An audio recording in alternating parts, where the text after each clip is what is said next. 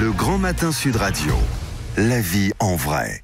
Les derniers chiffres sur la violence, les violences intrafamiliales recensées par le ministère de l'Intérieur sont effrayants. Une femme meurt tous les 2 jours et demi sous les coups de son conjoint ou ex-conjoint.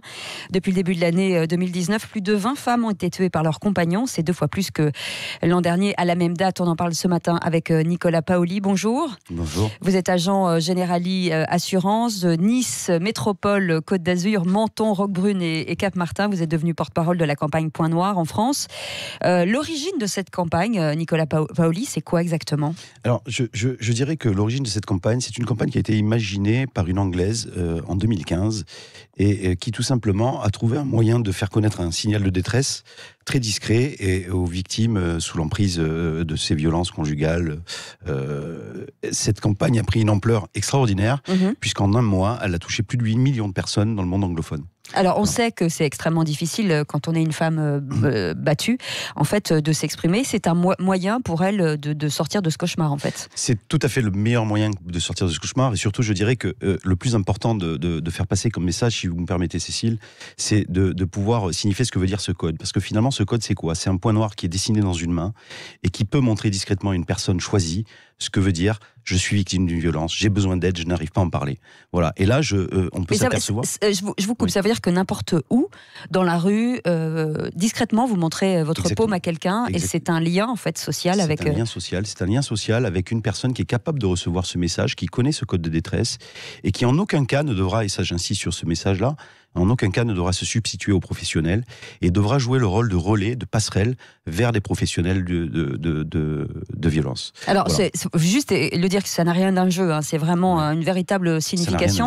Le devoir de la personne le devoir en tout cas de la personne qui reçoit ce message. Le devoir de la personne qui reçoit ce message, c'est de faire comprendre qu'on connaît, qu'on est au courant, que je suis capable de recevoir ce message et de l'aider à se rapprocher des professionnels de santé, à l'écouter et à la sortir d'un marasme, d'un oubli dans lequel elle se trouve et dans le désarroi le plus total. Parce que bien souvent, ces victimes-là sont sous cette emprise et n'osent plus en parler et se retrouvent complètement isolées.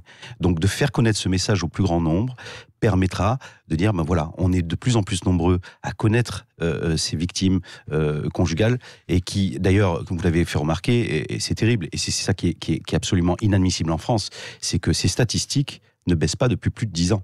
Elles augmentent, au contraire. Elles augmentent, au contraire.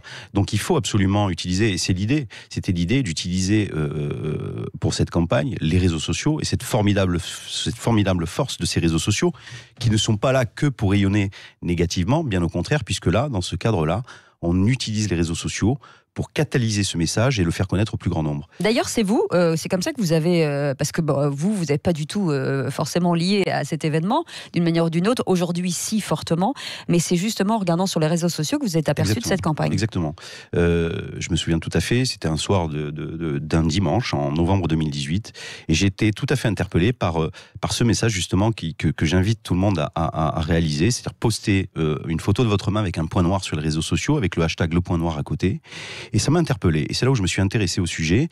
Et comme je suis vraiment dans mon mindset, c'est ce qui est le plus important, c'est que je pars du principe que chaque geste compte. Et je me suis dit, utilisons notre influence, nos engagements sur les réseaux sociaux, notre notoriété, nos réseaux. Alors, je suis agent d'un groupe d'assurance et embarquant avec moi des collègues, notamment un collègue auquel je pense, Xavier, en Bretagne, qui m'a suivi de suite, mon associé évidemment, Jean-Marc, qui m'a suivi immédiatement. Pour essayer de faire catalyser ça au plus grand nombre. Aujourd'hui, je suis heureux parce que sur plus de 50 villes dans lesquelles on est capable de distribuer, parce qu'il y a les réseaux sociaux également, mais il faut savoir qu'on a également un moyen physique de pouvoir faire connaître ce signal. C'est-à-dire qu'en distribuant des stickers, donc vous pouvez vous rapprocher du point noir pour vous faire connaître en tant que volontaire de distribution. Et ça, c'est dans toutes les agences Generali, c'est ça ? Pas toutes les agences Generali. Aujourd'hui, sur plus de 50 villes qui sont distributeurs et qui sont référencés comme distributeurs des stickers Le Point Noir, nous avons, 11 agents Generali en France qui représentent des points de distribution et donc plus de 26 villes. Et on est heureux de pouvoir dire qu'aujourd'hui, on représente plus de 50% de ces points de distribution.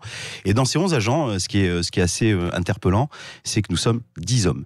Ah, ce qui est génial. Ce qui est génial. Ça, c'est formidable. Alors, vous n'avez pas forcément besoin de cet autocollant. Il suffit que vous fassiez une photo de votre main avec un point noir à l'intérieur et que vous la diffusiez aussi sur les réseaux sociaux, ce qui est important. On diffuse cela. Alors après, vous avez les stickers aussi. Ce qui est important de savoir, c'est que le modèle de distribution du sticker est important parce que une femme victime de violence ou sous cette emprise n'a pas nécessairement la liberté ou le choix de pouvoir se dessiner un point noir dans la main.